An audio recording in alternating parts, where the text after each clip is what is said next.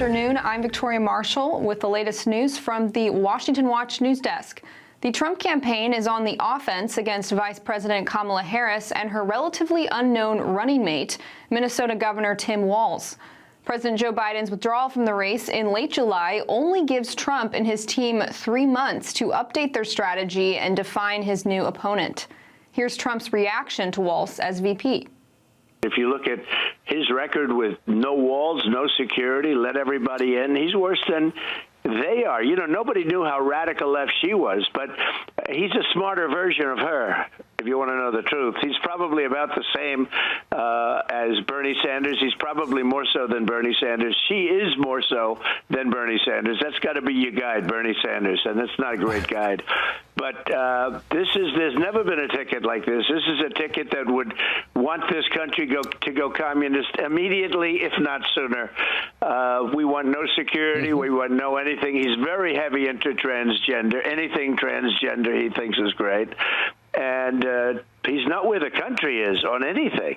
And more news is coming out about Walz's military record. Several Army veterans have accused Walz, who served in the National Guard for 24 years, of abandoning his unit by retiring 2 months before it received deployment orders to go to Iraq in 2005. Walz never served in combat, despite actively campaigning on his military service. Trump's vice presidential running mate and former Marine J.D. Vance is taking advantage of this fact, accusing Walz of stolen valor. When the United States Marine Corps, when the United States of America asked me to go to Iraq to serve my country, I did it. I did what they asked me to do it, and I did it honorably, and I'm very proud of that service. When Tim Walz was asked by his country to go to Iraq, you know what he did? He dropped out of the Army and allowed his unit to go without him, a fact that he's been criticized for aggressively by a lot of the people that he served with. I think it's shameful. Yet Vance also took a jab at Harris. Yesterday, he walked up to her press pool outside her plane on Wisconsin tarmac and asked them why Harris has failed to answer a single question from the press since becoming the Democratic presidential nominee. I figured I'd come by and wanted to ship good luck to the plane. Hopefully it's going to be my plane in a few months, but I also thought you guys might get lonely because the vice president doesn't answer questions from reporters and hasn't for 17 days. Have they given you guys an explanation for why she won't take questions from the reporters? I know?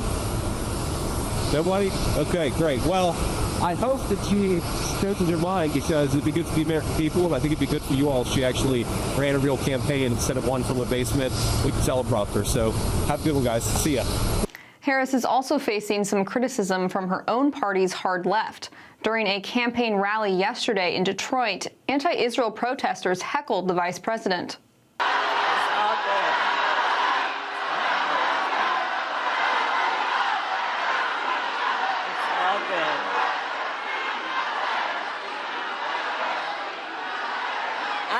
Because we believe in democracy. Everyone's voice matters, but I am speaking now. I am speaking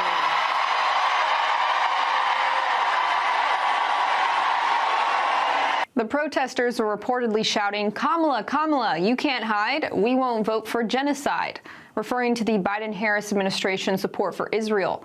Many progressive Democratic voters have vowed to not support Harris due to Biden's support of Israel. Representatives of the uncommitted national movement spoke with Harris after her speech to relay their concerns about the administration's stance on the conflict in Gaza. In a press release following the meeting, the anti-Israel group said Harris expressed an openness to meeting with uncommitted leaders to discuss an arms embargo against Israel. If Harris concedes to their demands, the group's leaders will endorse her for the presidency. And in other election news, yesterday, Virginia Governor Glenn Youngkin revealed that his state has removed more than 6,300 non-citizens from its voter rolls since his administration took office.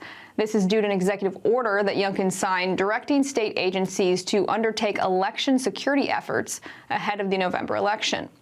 And those are today's headlines. I'm Victoria Marshall. Up next is Washington Watch with Tony Perkins. We'll see you tomorrow with more news.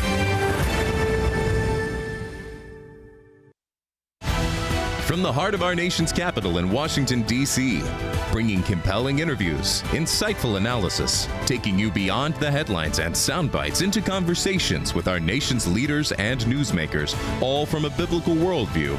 Sitting in for Tony is today's host, Jody Heiss. Well, good afternoon, and welcome to this Thursday edition of Washington Watch. I'm your host, Jody Heiss, as Senior Vice President here at the Family Research Council and President of FRC Action. A great honor, as always, to be sitting in for Tony. All right, coming up on today's program. I see many of you in the room where I'm speaking to you on phones, I'm speaking to radio, I'm speaking to television. Television's coming over here. Excuse me, what are we doing right now? She's not doing any news conference. You know why she's not doing it? Because she can't do a news conference. She doesn't know how to do a news conference. Of course, that was former President Trump earlier today during an unscripted, might add a no-holds-barred press conference that he was having with reporters. It lasted for more than an hour.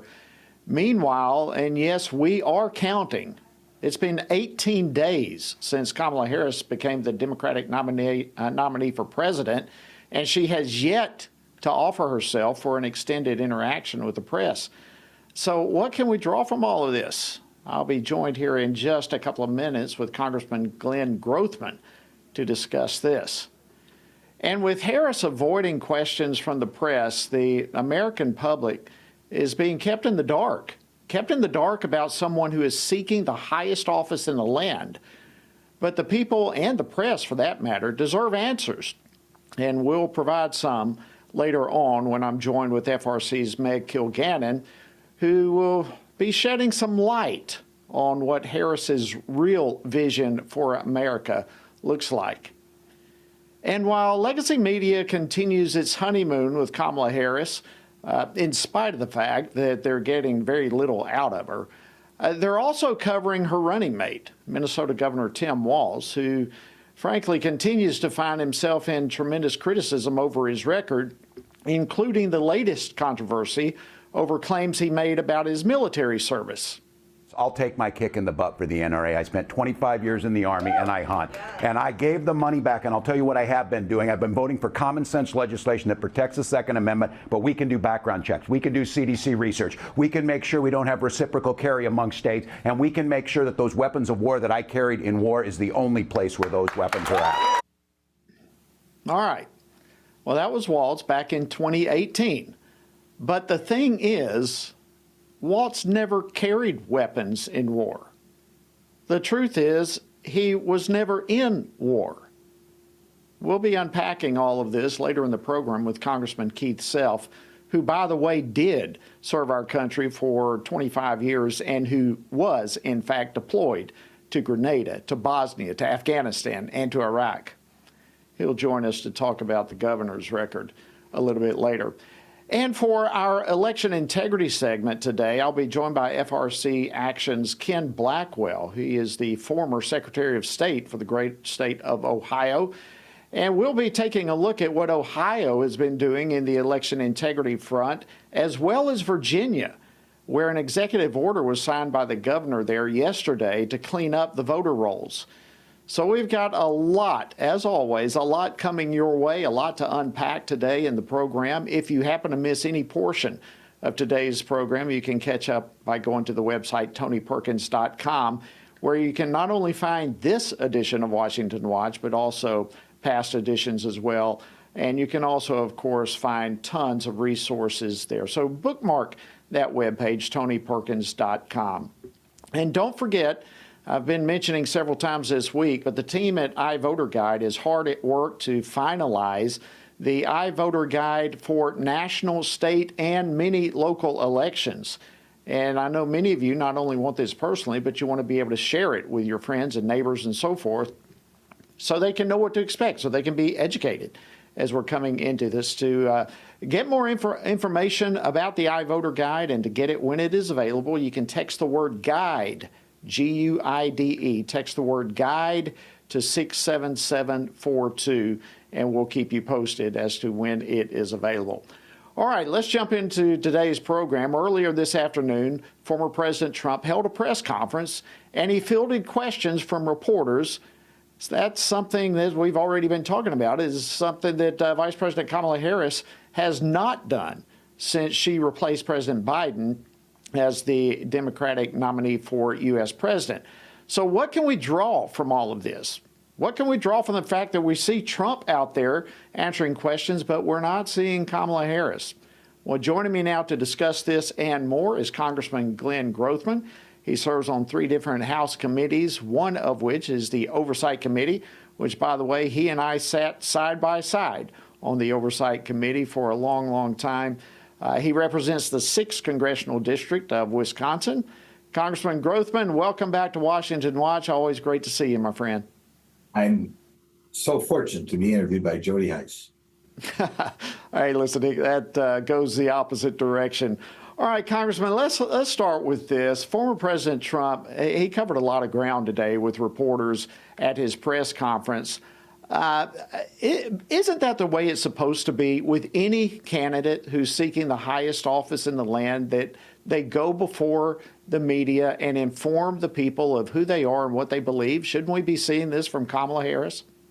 You think so. For those of us old enough to remember going back to Richard Nixon, the supposedly liberal press was always asking for more press conferences. We need more press conferences. We need more press conferences. Joe Biden 4 years ago addressed a minimal number of press conferences. It took 3.5 years to find out why that is, and that he had beginning dementia, and they were afraid to put him before the press.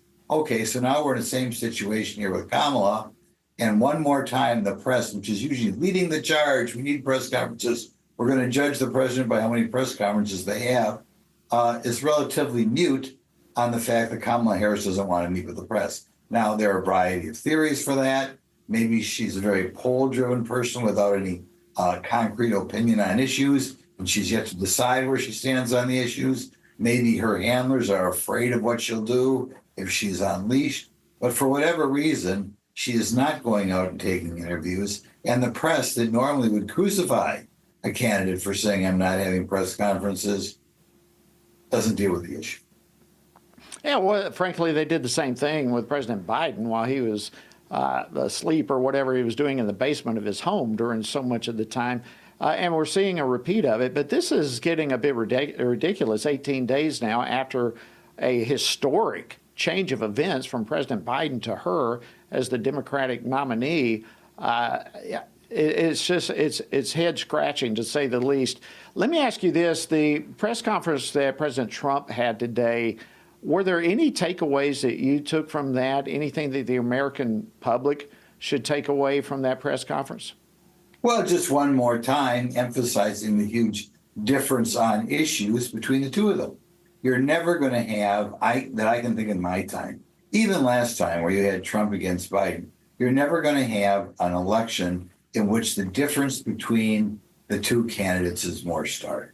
And, you start with the border, maybe 7 million people coming here during the first 3.5 years of the Biden administration. President Trump, he had about 5,000 people a month. So you're going up by a factor of about 10. You have the huge difference in, I think, what you're going to see as far as level of spending. 3 big bills that were, totaling over an additional $3 trillion passing under the Biden administration, obviously leading to inflation. That's a huge problem. You have the energy situation, which is fanning the flames on inflation. President Trump, let's drill some more, let's produce more oil in this country, which also would reduce the amount of money that we're sending to Iran, to Russia. Kamala, presumably following in the footsteps of Joe Biden. We don't want to produce this stuff here. So, any way you look at it, just huge differences between the two parties. And like I said, I would lead with immigration on that. The racial divide, big time Kamala Harris judging people by race, thinking that how you think is determined by where your great grandparents come from. I think President Trump is more upfront with people, just judging people by who you are. So that's another way you've got, I think, a big difference between the candidates. Well, certainly, I agree with you. Certainly a huge contrast being made between the two parties, but also in the mix of all of this is also a contrast being made between the vice presidential candidates as well. You're from Wisconsin, not too terribly far removed from Minnesota for sure. What's your assessment, Minnesota? I'll tell you something that we thought on the difference between the two candidates here. You know, normally Wisconsin is a much closer state than Minnesota. Minnesota is a more Democrat state. But when you saw the polling data maybe 3 or 4 months ago, it was actually Wisconsin and Minnesota were relatively close. We wonder why that is. And the conventional wisdom among the political class is the reason, relatively speaking, President Trump is doing better in Minnesota than Wisconsin is because Governor Walz was so liberal. This is before anybody thought he'd be a vice president, was so left-wing that the things he did in Minnesota have poisoned the Democrat Party for Minnesota voters.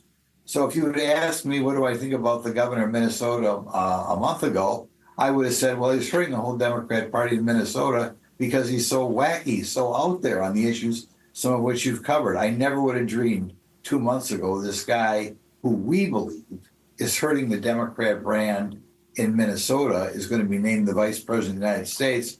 But that looks like where we are now. I hope the Republicans haven't told everybody how bad Walz is prematurely, and because I think if I were the Democrats, I'd be looking to swap him out for somebody else.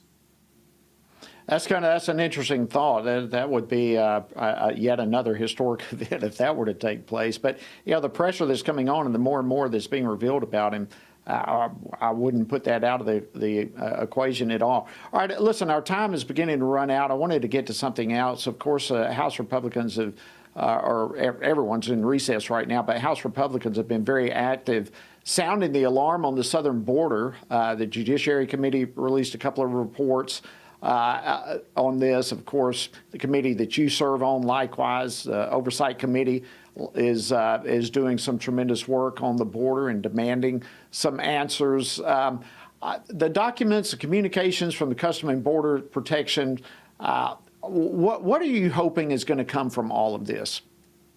Well, I think we have to further educate the American public on the cost of illegal immigration, both the cost as far as the dollar cost, more welfare, more education, but as well the cost in crime, people getting killed, that sort of thing. The human costs, even of the people coming here, the huge number of people drown in the Rio Grande, drown in the Pacific Ocean, die, dehydrate in the Arizona heat. So we want to one more time tell the American public, look, this is what you're voting for if Kamala Harris gets back in there as president of the United States. And there's no question this is the way it's going to be. The American public should have figured this out 4 years ago when Joe Biden raised his hand and said he was going to give free health care to all the immigrants. So it shouldn't have come as a surprise. But I still find when I talk to people around Wisconsin, it surprises them. Why do we have a president of the United States that doesn't care at all about our immigration laws? You're going to get that in spades if Kamala Harris, right? I mean, she is Miss Open Borders.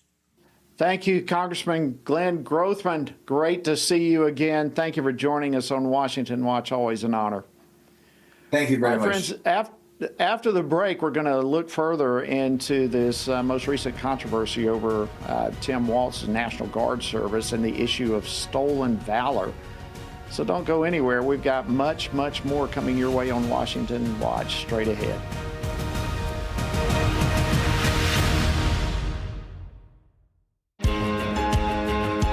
Download the new Stand Firm app for Apple and Android phones today and join a wonderful community of fellow believers. We've created a special place for you to access news from a biblical perspective, read and listen to daily devotionals, pray for current events, and more. Share the Stand Firm app with your friends, family, and church members, and stand firm everywhere you go. Hello, I'm Jody Heiss, president of FRC Action. Here in America, we thank God for the right to vote, and we can all agree on the importance of this upcoming election. Many of us want to support candidates who share our values, but we're not comfortable supporting the big national political organizations. Well, we have a solution for supporting candidates through FRC Action's Faith, Family, and Freedom Fund. Being a super PAC, it allows for unlimited individual and corporate donations, so we can endorse and fund campaigns for people who share our values. By giving to this fund, we're able to pull all of our contributions together and support and endorse like-minded candidates. That's how we move the needle. So let's be the best stewards possible and get the most out of our political contributions by uniting our efforts. For more information or to contribute, visit faithfamilyfreedomfund.org. Thank you so much, and God bless you.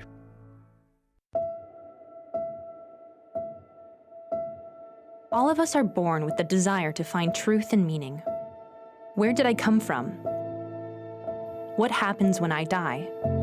While our answers to these questions may divide us, we are united in our need for the freedom to answer life's biggest questions and make life's biggest decisions for ourselves. That's why religious freedom matters for everyone.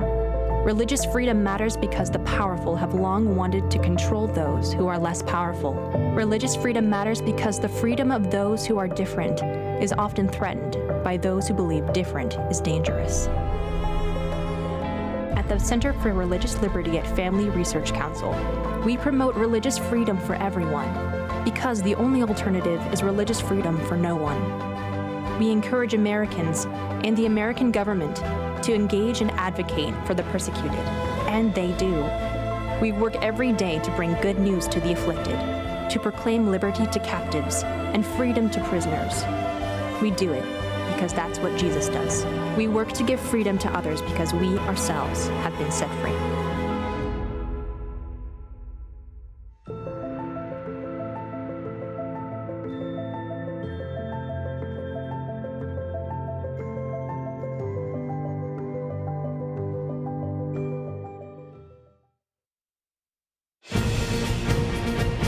Welcome back to Washington Watch. I'm your host, Jody Heiss. An honor to have you on board with us.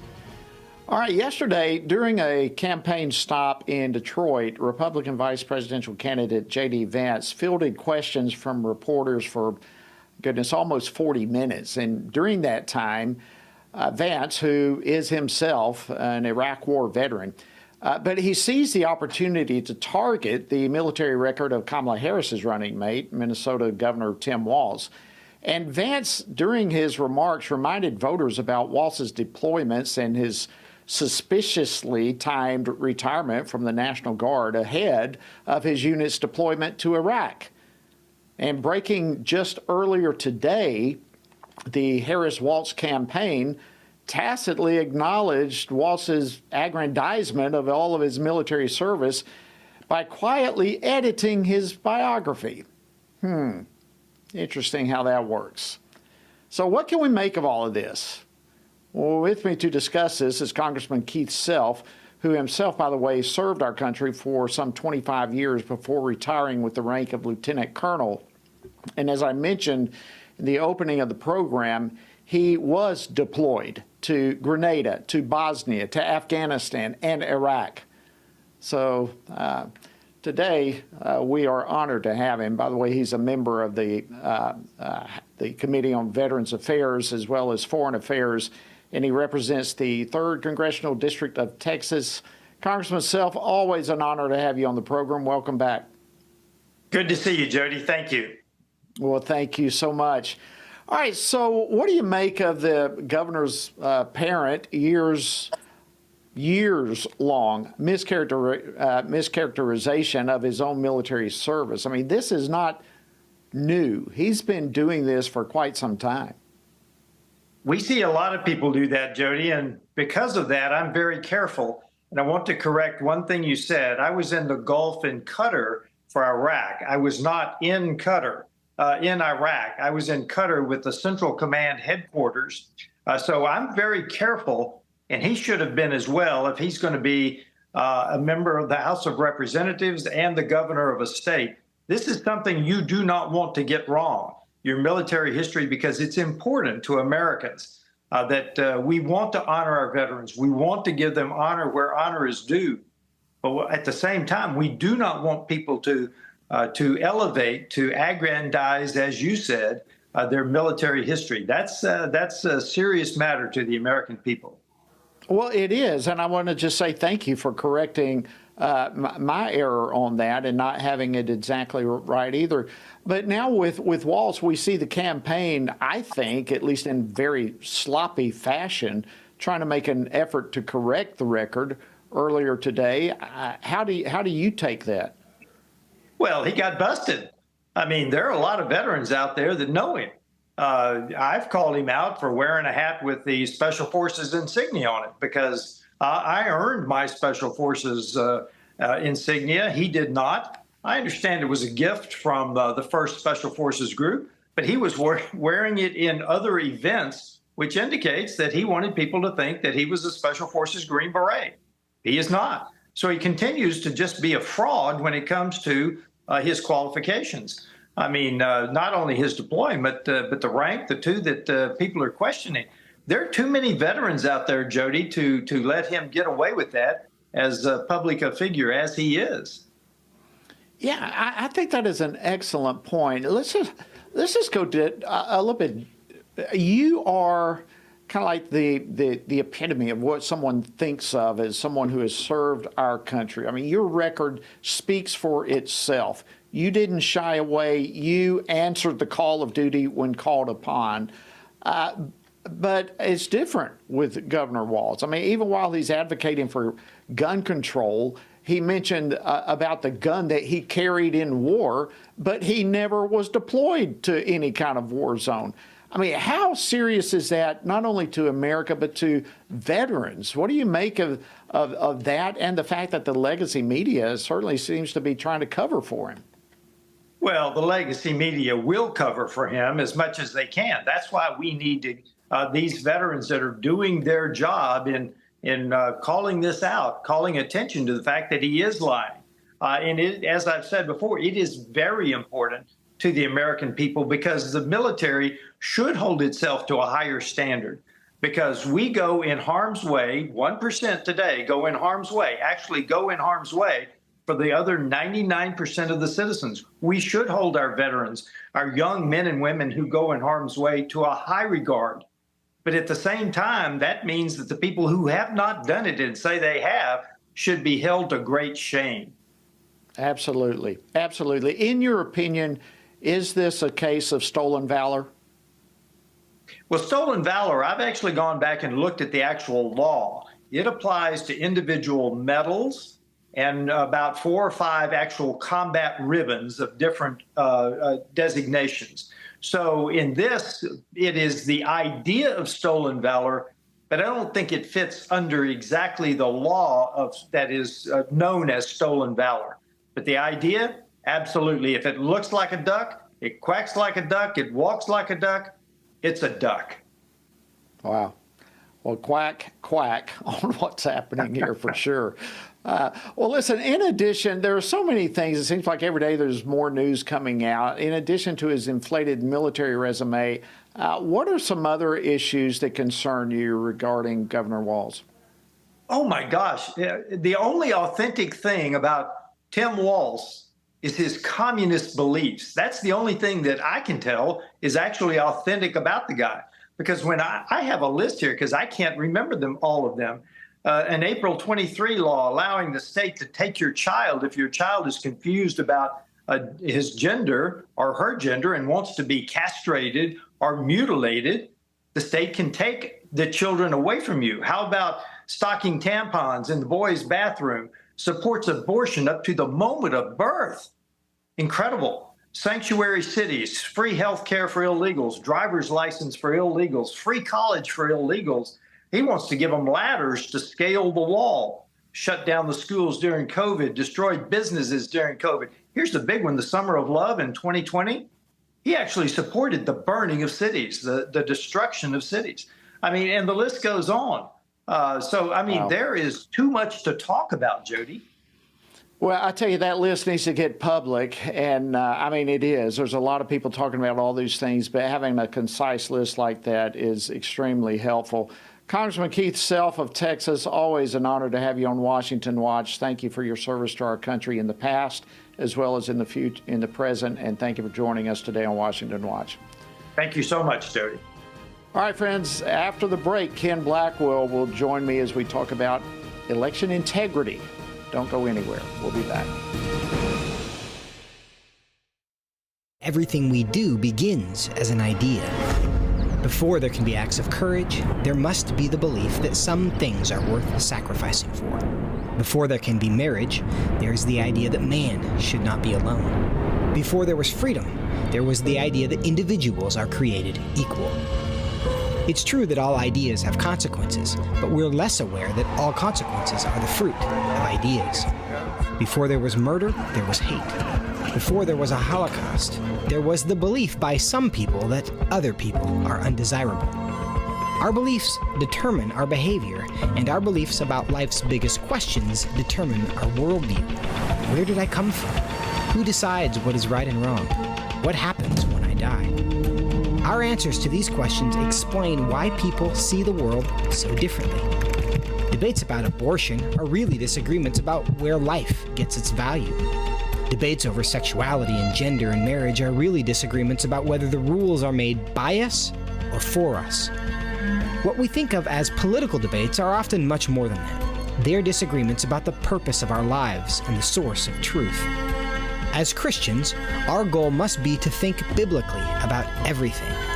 Our goal is to help you see beyond red and blue, left and right, to see the battle of ideas at the root of it all. Our goal is to equip Christians with a biblical worldview and help them advance and defend the faith in their families, communities, and the public square. Cultural renewal doesn't begin with campaigns and elections. It begins with individuals turning from lies to truth. But that won't happen if people can't recognize a lie and don't believe truth exists. We want to help you see the spiritual war behind the political war, the truth claims behind the press release, and the forest from the trees.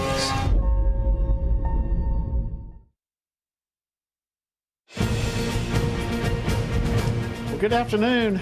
Welcome back to Washington Watch. I'm your host, Jody Heiss. Glad to have you joining us today. All right, yesterday, Virginia Governor Glenn Youngkin signed an executive order instructing the Department of Elections to remove non-citizens who may have purposefully or accidentally registered to vote. The order also required that the state identify and remove deceased voters, catch this, the number of which totals over 78,000. Well, in contrast, there's another state, Ohio, that made only surface-level efforts to address their election integrity problems. So what can we take away from this tale of two different states? Well, here to discuss this is Ken Blackwell. He's FRC Action's Special Advisor for Election Integrity. And as you probably are well aware, he previously served as the Secretary of State for Ohio. Ken, welcome back to Washington Watch. Always great to see you, my friend. Jody, good to be with you. Okay, look, before we get to your state of Ohio, give me your thoughts on what Virginia's governor has done. I think the governor has aggressively addressed an issue that must be addressed across the country. As you know, we have a decentralized system, and so states approach these problems differently. But what needs to be addressed is the real threat to the integrity of citizenship in our country, and that's tied to the porous borders that we have.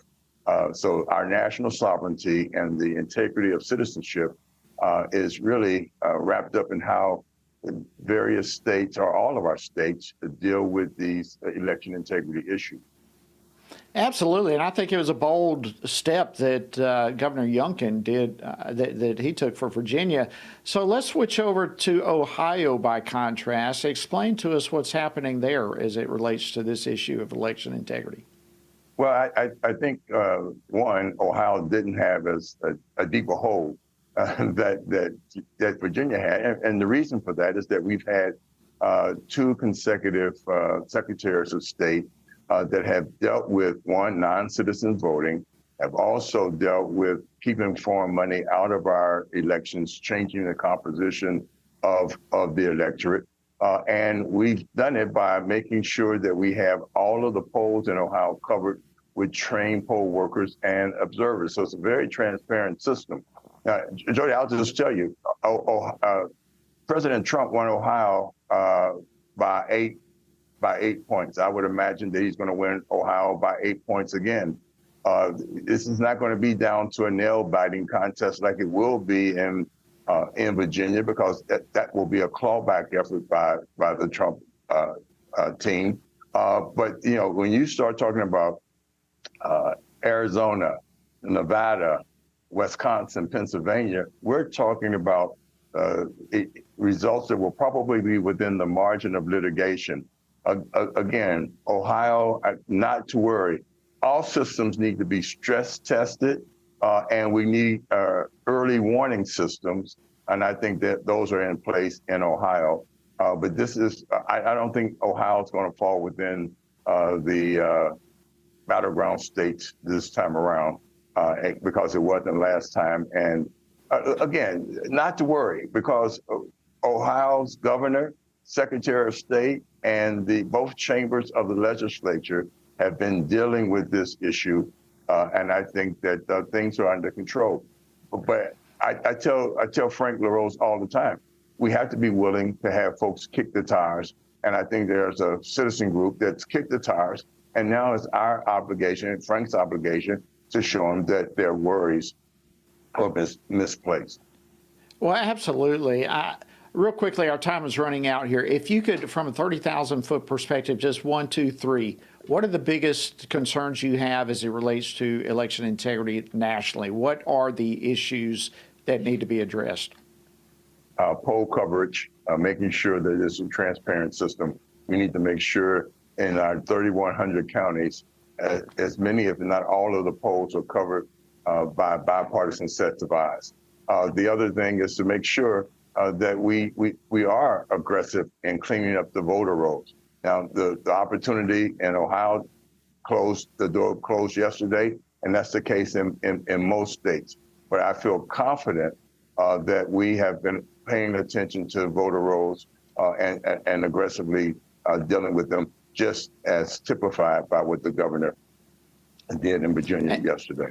And I would personally add to that the voter ID. I mean, we need to know that that people are legally registered voters as well. And Ohio, through citizen involvement and aggressively asking for it, Ohio has now photo ID, and I think that's very, very important. I've been advocating for that for quite time. Mm-hmm.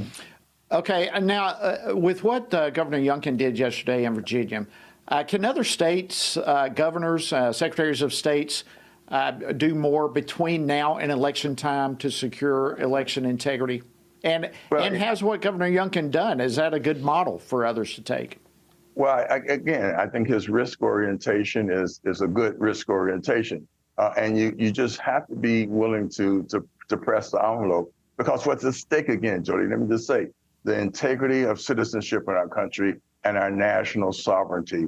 And so making sure that we have people in elected positions, whether secretaries of state or governor, that are willing to say, we're going to go to the mat on these issues is very important. Absolutely.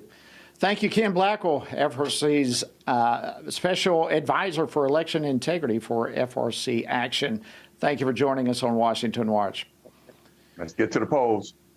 All right, get to the polls. That's right. All right, after the break, we're going to have a discussion about presidential candidate Kamala Harris and what she's been avoiding to do. Talk to the press, talk to the people. So we're going to talk to you about it right after the break. Stay tuned. Join us October 3rd through the 6th as we gather with spiritually active, governance-engaged conservatives from across America at the Pray, Vote, Stand Summit in Washington, D.C.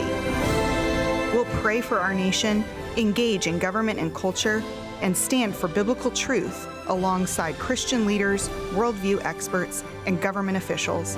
We'll discuss important issues like the sanctity of life, religious freedom, protecting students, strengthening families, praying for our nation, and how you can impact America's future from a biblical worldview. Our nation stands at a critical juncture, and we must ensure that the issues impacting faith, family, and freedom are understood and advanced. Register now at PrayVoteStand.org. That's PrayVoteStand.org.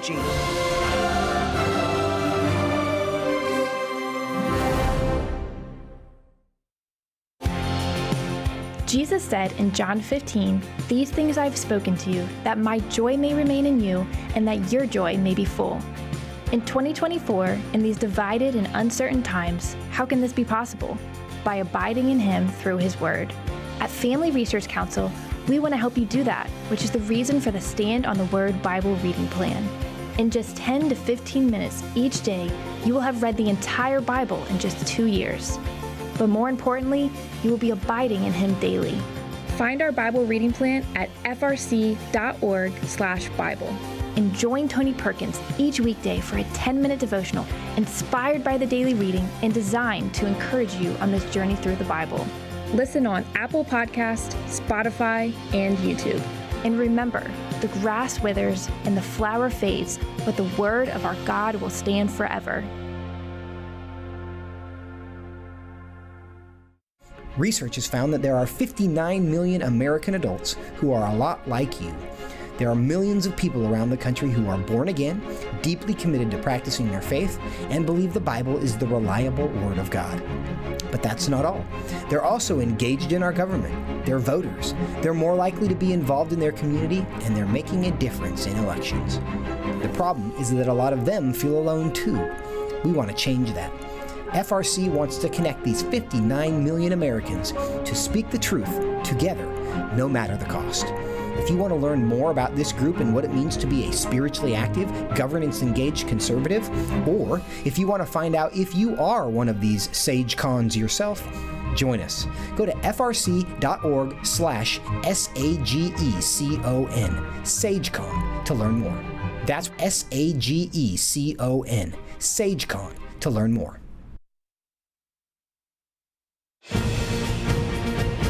Good afternoon, and thank you so much for joining us today on Washington Watch. I'm your host, Jody Heiss, sitting in today for Tony. Let me give you just a quick reminder before we get into this final segment. You know, we watch and we're keeping a close pulse on what's happening in Israel and ready to break in to give you the latest if anything were to happen with the situation with Iran. And fortunately, we didn't have to bring you that kind of break-in scenario right now. But nonetheless, it's critical that we get behind Israel. It's critical that we understand where President Biden stands on Israel, as well as where the presidential candidates stand on support for Israel. We have a petition for you to sign so that we can deliver to them, letting them know that the people of the United States care about Israel and care to know about where they stand. You can sign the petition by going to frcaction.org/support. That's frcaction.org/support. Or you can text the word support to 67742. And then, for those of you who either yourself or you know someone who is wondering why we should be praying for and standing with Israel, well, Tony has a brand new resource out. It's called Why We Must Pray For and Stand with Israel. And we want to get a digital copy of that resource to you. And we will do so with any gift of any size to FRC. We'll send that digital copy to you. And again, you can simply text the word Israel to 67742. All right, final segment. It's been 18 days since Kamala Harris became the Democratic nominee for President of the United States. And while we have seen a lot of her in ads, scripted rallies, we've seen a few brief statements, but nonetheless, she has not offered herself for an extended interaction with the press since June 24th. And yeah, let me underscore that. I said June, not July, since June 24th. And that was when she was on the left-leaning MSNBC's Morning Joe. Well, Republican vice presidential candidate J.D. Vance, he's been demanding that the media pressure Harris to answer some questions about her record. He even went to speak to reporters who were waiting yesterday for Harris on a Wisconsin airport tarmac where his plane and hers arrived at about the same time. Have they given you guys an explanation for why she won't take questions from the senators? No? Nobody? Okay, great. Well, I hope that she changes her mind, because it'd be good for the American people, and I think it'd be good for you all if she actually ran a real campaign instead of one from a basement with a teleprompter. Well, let me just say this. If Vice President Harris won't provide answers to the press, if she won't provide answers to you on where she stands on all the issues, then we will. And joining me now to talk about what we do know about the vision of the Harris-Walz administration is Meg Kilgannon, a senior fellow for education studies here at the Family Research Council. She presently served in the Department of Education during the Trump administration. Meg, welcome back to Washington Watch. Always great to have you. It's always great to see you, Jody. Okay, we've got a lot of ground to cover. I've already noted on the program today how former President Trump, he held a press conference. He fielded a lot of questions from reporters today. We've talked about the fact that that's something we have yet to see from Vice President Harris. What message does this send to the American public? Well, I've been really amazed that Vice President Harris has not addressed the press and the larger public. She's delivered remarks exclusively to audiences that are places that she's comfortable with. And it says to me that she's not interested in asking for my vote. I'm a voter, and maybe I haven't made up my mind yet, but she's not offering herself in venues where I might notice her because she's not speaking to me. She's not speaking through the press to me. That's a great point, because that is what it's all about. That's what the questions are about. That's what the media interviews are about. It is about reaching out to the voters. It's about letting the people know where she and her running mates stand on the various issues. And when they hide, it raises all sorts of questions. But we do know certain things.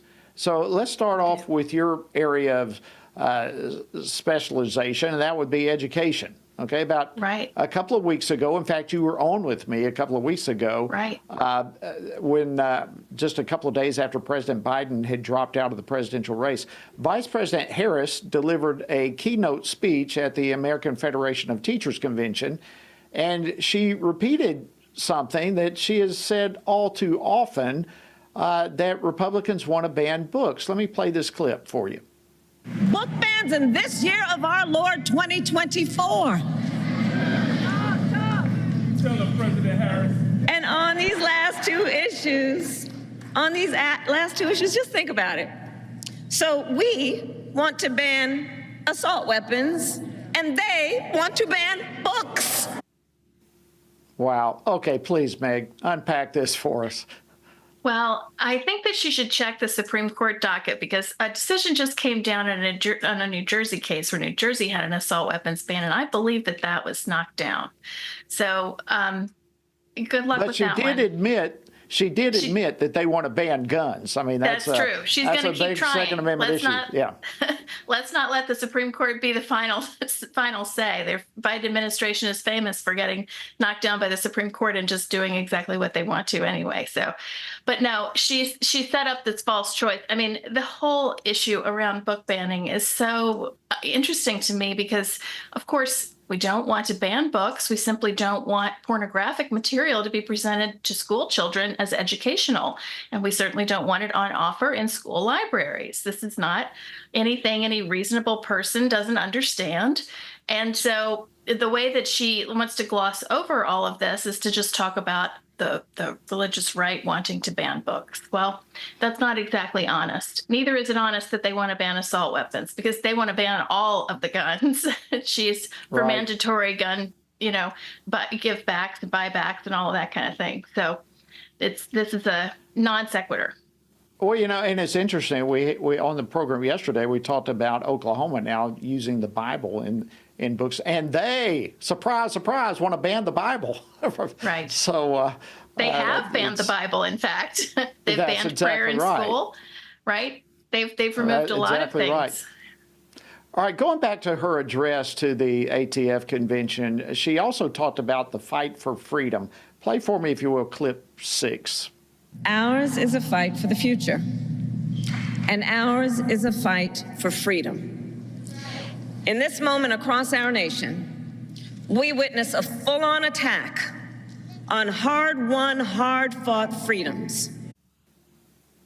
Okay, translate that for us, please.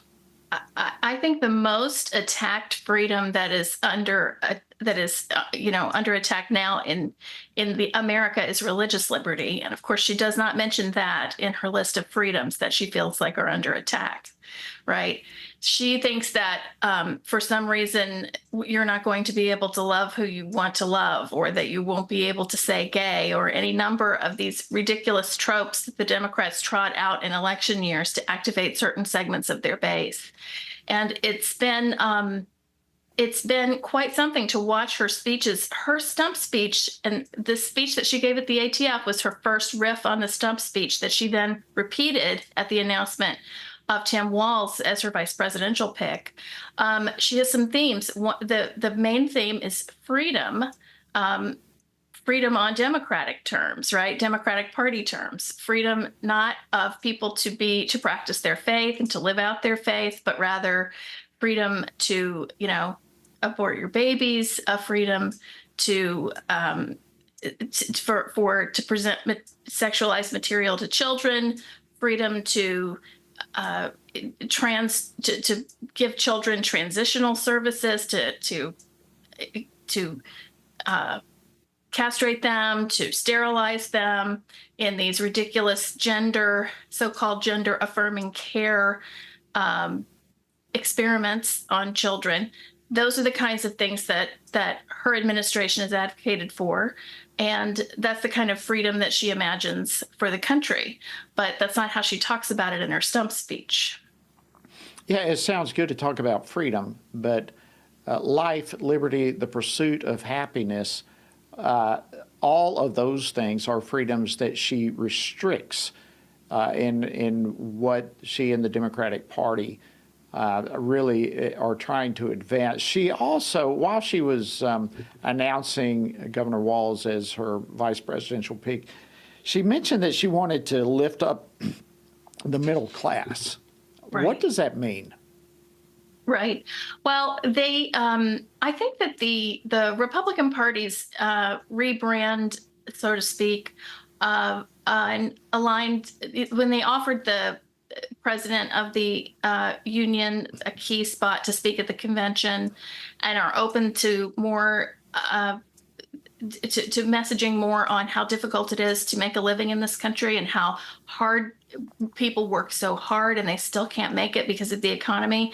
This is something that that rings true for voters, and they have to be seeing this in their focus groups and their polls.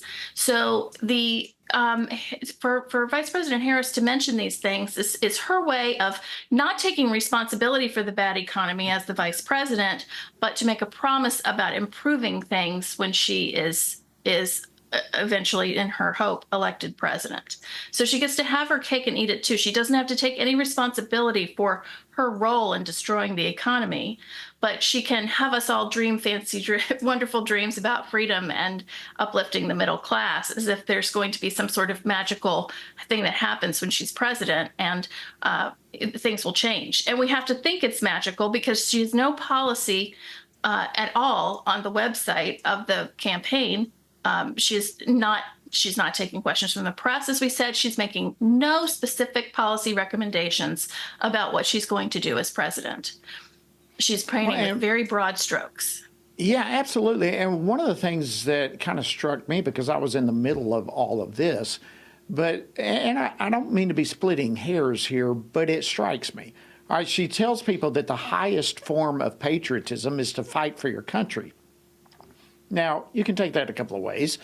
Perhaps fight for your country in the military. But I don't think that's what she meant. She was referring to these people who are in the audience here. It sounds like something an insurrectionist would say, at least according to Democrats. That's what they've said in the past. What do you make of that? Am I taking that too far? I mean, it's okay for them to make these kind of statements, but not for anyone else to say it.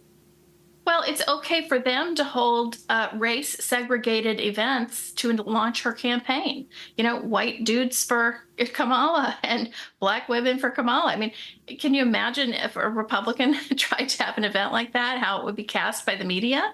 And so the media is very much complicit in this entire process of reimagining Kamala Harris and presenting her to the country. And so that's why it's important to consume alternative media, to listen to other voices who can have can add some context and some facts to this word picture that they're painting for folks in the country. Because it's okay, apparently, for Kamala Harris to encourage her audience to fight for our country, but it is not okay for former President Trump or any Republican to say the same. I mean, that's a clear double standard, but we're kind of used to that. Absolutely. And here's another thing that's come out that I know is right down your wheelhouse. But yesterday, White House Press Secretary Karine Jean-Pierre, she was pressed on the administration's rewrite of Title IX. And she was asked whether the president has any concern over the harm that it will cause to female sports and directly to women and girls. And she basically said that the rewrite is about protection. Let me hit this clip real quickly. Clip 7, please. Every student deserves the right to feel safe. Every student deserves the right to feel safe in schools. That's what the rule is all about, strengthening and restoring vital protections that the previous administration took away. Wow. So everyone deserves to feel safe. I guess that includes girls, women who have men in the locker rooms. I certainly hope it does. I mean, that's what I would like to think it means, but that's certainly not what the rule says that they have promulgated. And that's why it's enjoined in many, many states across the country. It's because of the fact that it does not protect women and girls. It does not protect every student. It prioritizes some students over other students. And this is certainly not the original intent of Title IX, nor is it supported by any kind of common sense. And anybody who's spent 15 minutes in a school building lately would think that this is a good idea to let this rule go through. So this is a theme that she hits in her stump speech over and over again, this idea that somehow the right is going to roll back protections for people or are seeking to, inhibit people's ability to live their lives. And it really is confession by projection, because they are the ones who are putting people in jail for praying in front of abortion clinics. They are the ones who have sponsored the lawfare that has harassed President Trump for all of these many, many months and years, and other people around him with ridiculous and pointless lawsuits. I mean, they are the ones who are weaponizing government. It's not us. Yeah, and restricting the rights of the American people. Meg Kilgannon, thank you so much for joining us today on Washington Watch. Always appreciate your insight and what you bring to the program. Thank you. Thank you. All right, friends, that wraps up yet another edition of Washington Watch. We've got so much to cover, and we try to bring it all your way, honestly, with transparency and integrity, and from a biblical worldview perspective. Hope you have a fantastic remainder of your day, and we look forward to being with you again tomorrow, right here on Washington Watch. Washington Watch with Tony Perkins is brought to you by Family Research Council and is entirely listener-supported. Portions of the show discussing candidates are brought to you by Family Research Council Action. For more information on anything you heard today, or to find out how you can partner with us in our ongoing efforts to promote faith, family, and freedom, visit TonyPerkins.com.